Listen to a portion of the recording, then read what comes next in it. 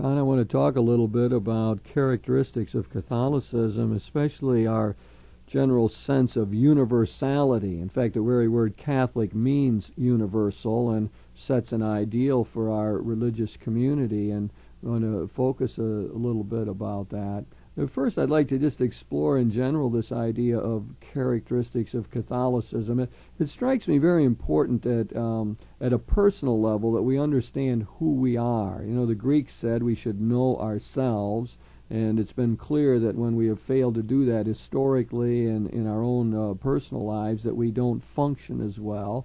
We have to know the well springs of what makes us tick. We need to know the dark and demonic forces that are inside of us. And I think not only do we need to know this personally, but also as communities, as parts of groupings. We need to know who we are as in that sense of identity. So that would mean that there is a Catholic self-understanding that needs to be probed, and that really is not immediately clear. It'd just be like I would ask you, well, John Graydon, I mean, who are you? Well, to tell me that, you have to reflect, you have to think your way through it, you have to know something about what makes you tick and so on, and it's not an easy thing. And at the end of it, you probably say, well, there's a mysterious residue here that I haven't communicated, you know, or there's something about me that I can't get a hold of, or it's awfully hard to say. And I think if we tried to do the same thing with our life as Catholics or member of the Catholic people, we would have the same sort of problem. There would be a mysterious residue or elements that we would not articulate well, and maybe even a lot of disagreements about who we are as Catholic people. A number of years ago in a communication course, one of the first exercises was to match up with a partner and to ask the question of them, and then they were going to turn and ask the question of you, for a period of 5 or 10 minutes, over and over, the same question without variation, except in tone of voice. Who are you? And you know, I say, Jim Bacik, who are you? And you tell me your name. And then you stop. And I say the question again, who are you? Tell me more, in a sense, you know. Yes, and that gets very, very difficult. It also peels back layer after layer of the externals to try to talk about the essence of... and it's kind of also fearful, because there's a fear like that if you keep peeling back the layers, what you will find inside is nothing. And I won't know who I am. And so it's a very interesting experience in communication to try to express, articulate, and get to some depth. And you end up with something that is residue or inexpressible. Right, or yeah. I was just thinking the same thing could be a fear for Catholics today. If you say, well, you are a member of the Catholic people, now we'll get these Catholics together to say who we are. And since there's been so much that has changed and so much that's questionable and so much that's pluralistic, people might end up saying, well, we're afraid of that because we might find out that we don't have anything in common, that we're more split than we'd like to be, that we're almost totally fragmented and we don't know what holds us together. I mean, I think there's Catholic leaders who think that way. And it strikes me that the answer to the question might sound very different whether you gather a group of people who are very involved in the world and find some sort of spiritual help on Sunday mornings and who call themselves Catholics, and whether you got a group of bishops together and said, well, who are we as Catholics? It might sound different. I mean, and depending on one's perspective, it might sound different if you talk to poor people in Latin America than if you talk to well-to-do people in the United States.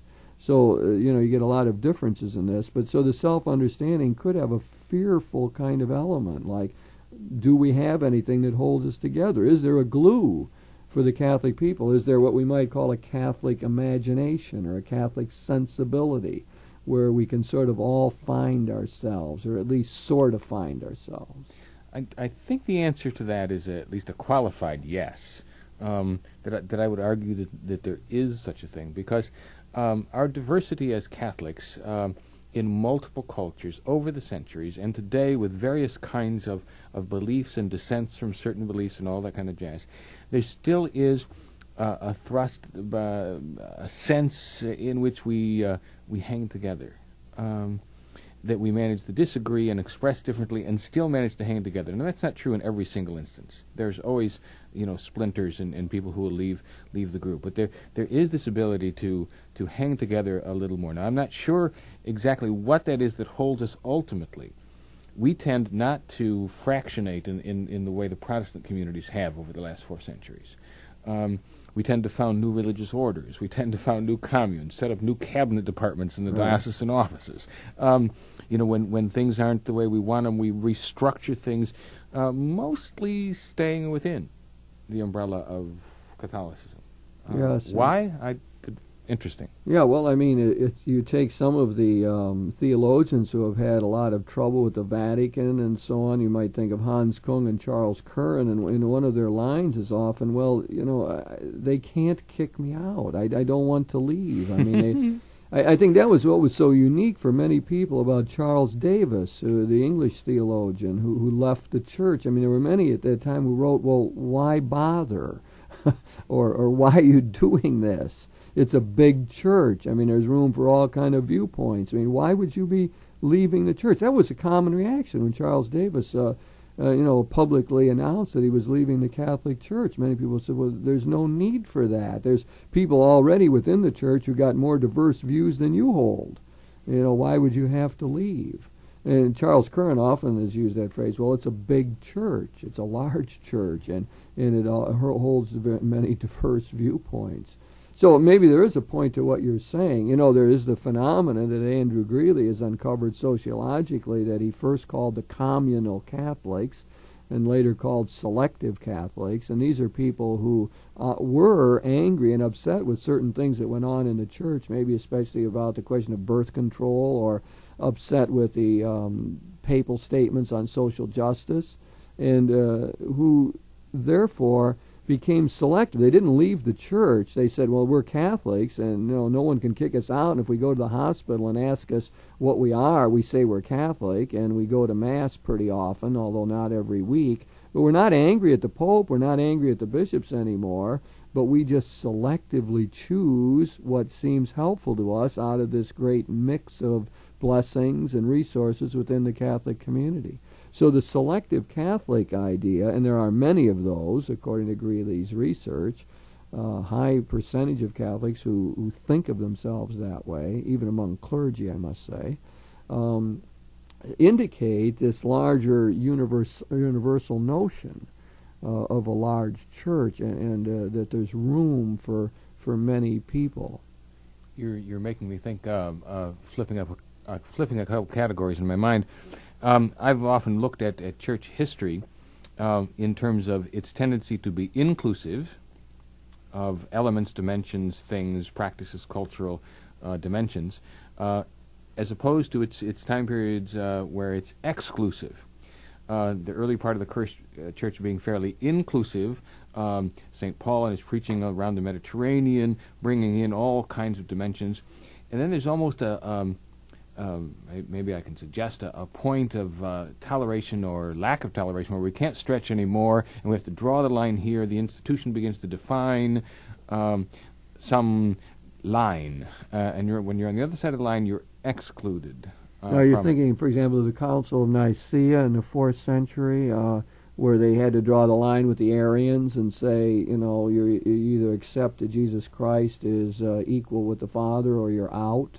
Is that the kind of thing you mean? Yes, but in all kinds of ways that are not nearly as clear as that, too.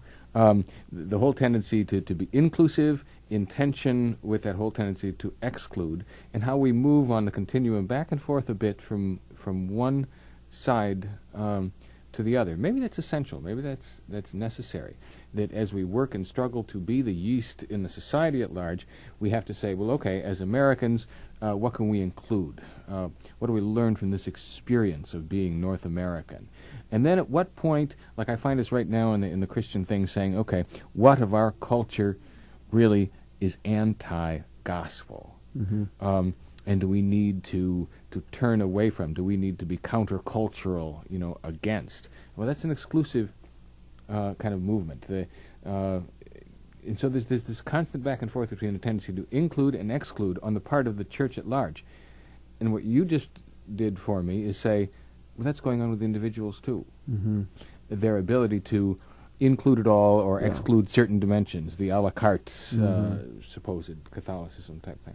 Yeah, well, it's an interesting point. Let's play with your notion about this turnaround. And I suppose if we looked at our own time and we saw, we thought of Pope John the 23rd, we think of him in an inclusive posture, don't we? I mean, he said right away, I'm Joseph. I want to embrace my brothers. No matter what they did to me, I suppose, in a sense, I want to embrace the brothers. We want to have a council that's different from the previous councils, which set up a line and said you're either in or out, a dogmatic statement usually, as happened in Nicaea, and happened throughout the early councils where there was problems of heresy. There was a dogmatic statement made for the purpose of testing. Are you in or out? Well, Pope John the 23rd said, well, we don't want to do that. We're having a pastoral council, an ecumenical council. It had a different flavor, and it was sort of an embracing, inclusive kind of council, it seems to me. And so the pastoral constitution in that council, embraced many elements in the modern world while criticizing other ones. So maybe if you look at the ebb and flow of history that way, you could see him as representing an inclusive phase in it. I'm wondering, is there some sense of parallel where we every once in a while need to throw out the dragnet and bring everything in, the inclusive kind of thing, and then there's the sorting kind of process of what things don't fit, what things aren't valuable, or what things can't we handle at this point in history, which is also a reasonable thing. We don't even know what this is or how to deal with it, and therefore we have to exclude it or set it aside.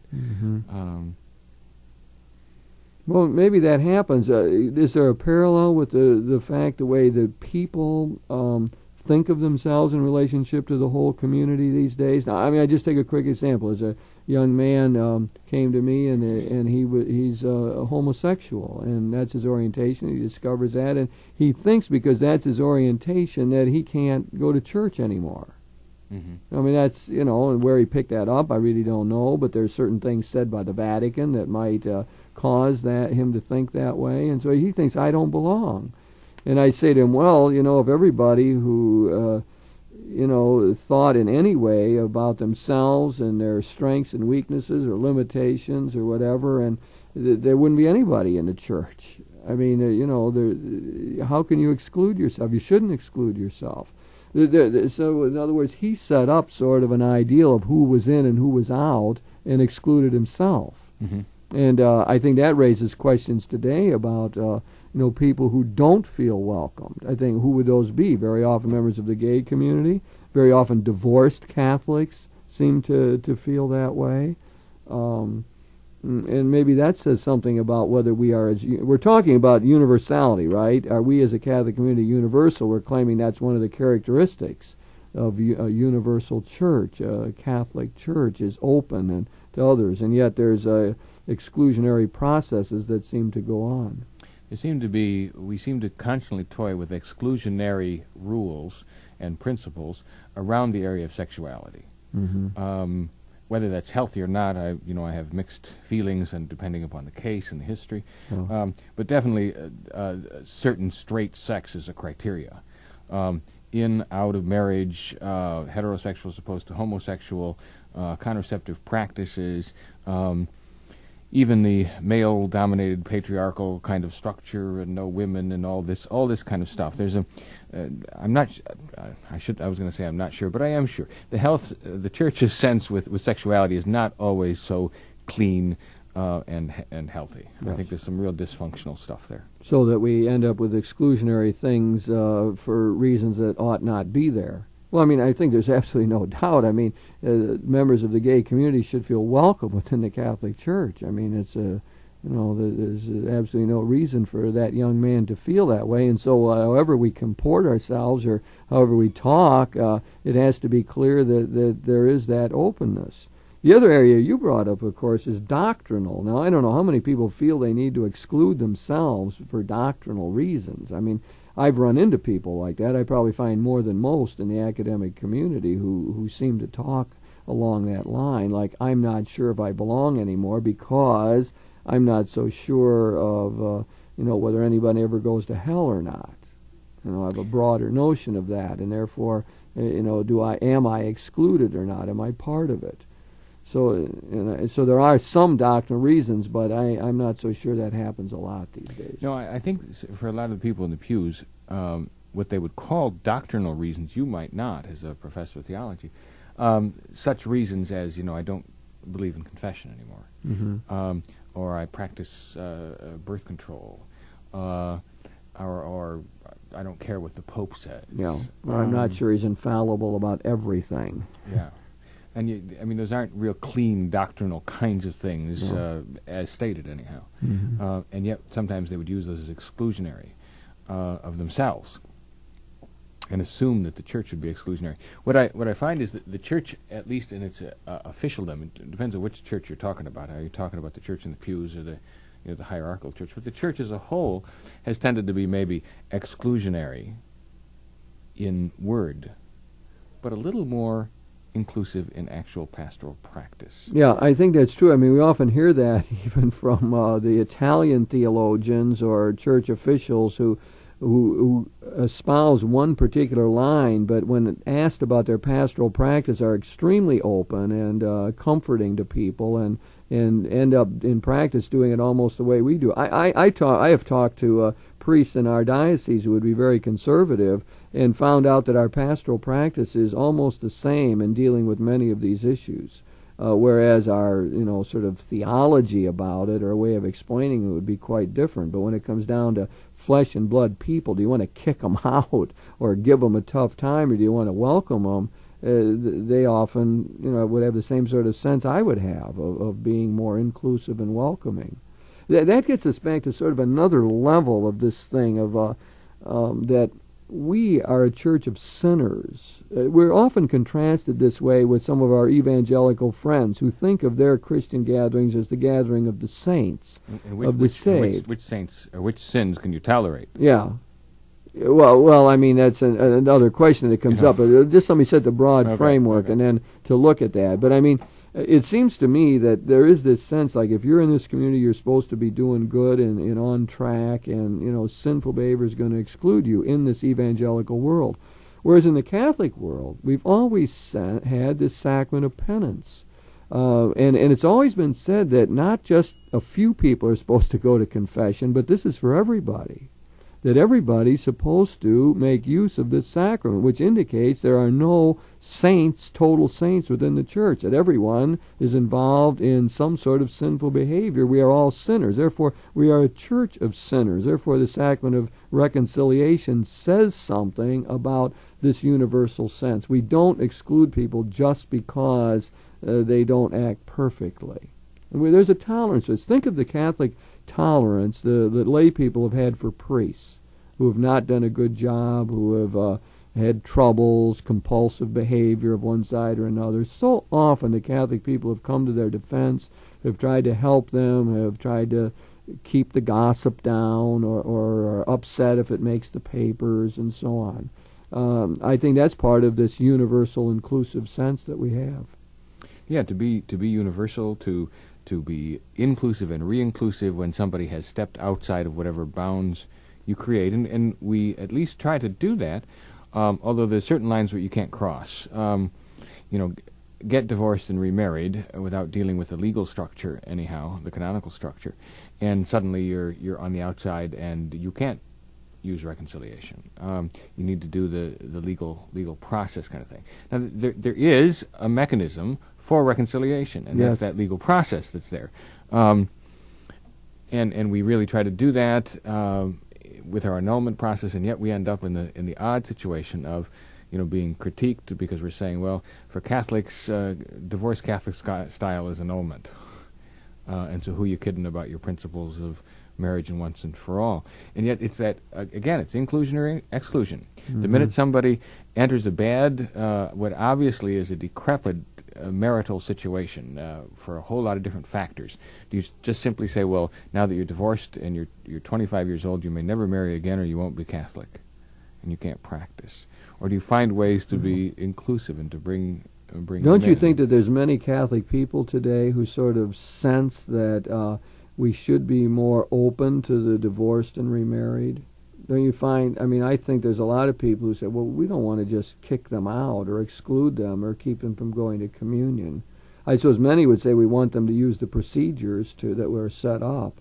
But there's a certain other people who say, well, you got to be more tolerant than that in this day and age. I mean, you get a mixed viewpoint on it. I'm not saying there's one way, but there is I'm still searching for that real universality in the church and a sense of tolerance, which I think is there. Well, with the Sacrament of Penance, with the canonical setups and annulment processes, you have some mechanisms there for some inclusion and re-inclusion. Yes, you do. What's most objectionable at times sometimes is a priest who won't even hear of it. Yeah.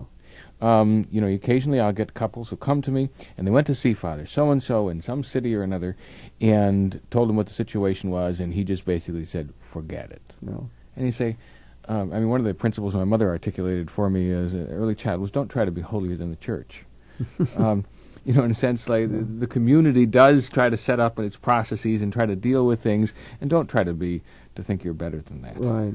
And you can keep a tighter control over who belongs and who doesn't belong than the church itself. That is sad, and we know what happens, and I think it flies in the face of this ideal that we're calling a thrust towards universality and in the Catholic community. I think there is an ideal that we have that is inclusive, that says we're open to a wide variety of cultures, of backgrounds, that we're open to people who have sinned, people who are struggling, and should find a home here.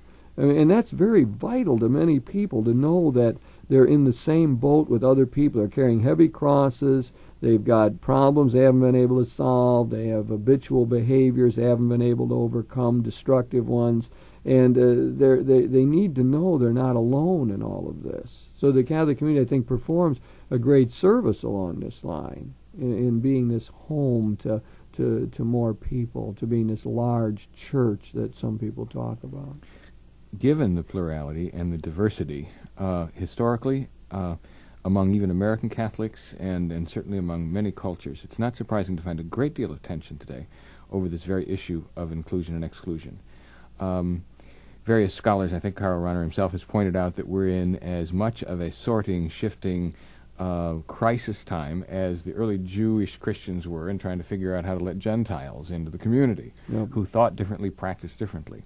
And in this century of becoming so much more of a global church, in my travels I've seen tension between, for example, the Vatican and America in terms of what is authentically gospel and Catholic and American, and how do you do that. I've seen that with the Indian clergy over in Asia and on the subcontinent of India, trying to figure out what is truly Indian, how do they separate that from what is Hindu, and yet be really Catholic, and so there's tension all around. Certainly the Latin American situation and the South American situation with liberation theologians, you see that same kind of tension. How do you include yourself as Catholic Christian, and at the same time you can't possibly walk away from your geography, your genetics, the culture in which you live.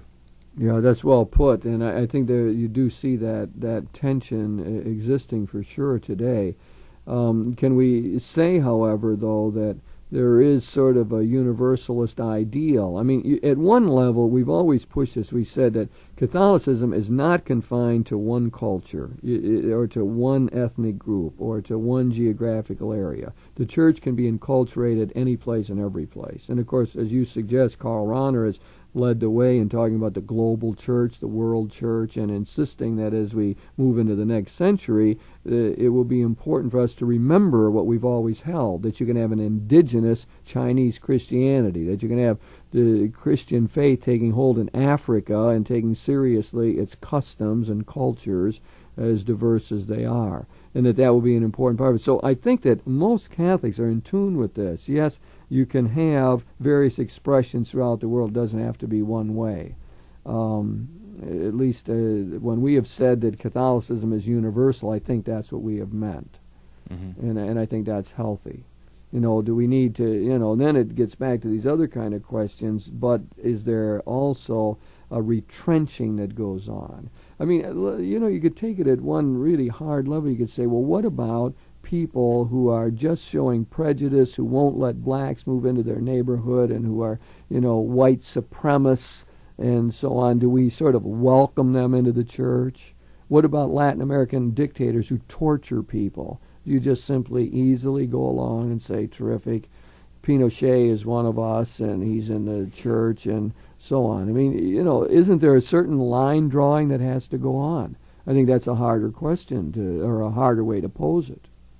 Line drawing is always difficult because it's creating categories. Who's in the club, who's out of the club. That's always difficult and hard. It is always going to be, as human beings, be subject to some inequities, because we're never going to be so perfect at doing that. I suppose what we need to do is work at that together as best we know how. We certainly have a call to be very inclusive, particularly of the poor of every category, economic, health, intelligence, spiritually. But how about the poor in orthodoxy? How about the poor in sexual practice from according to our at least elitist perspective, in a sense? How do we understand that? I don't know that there's any one single answer that would apply.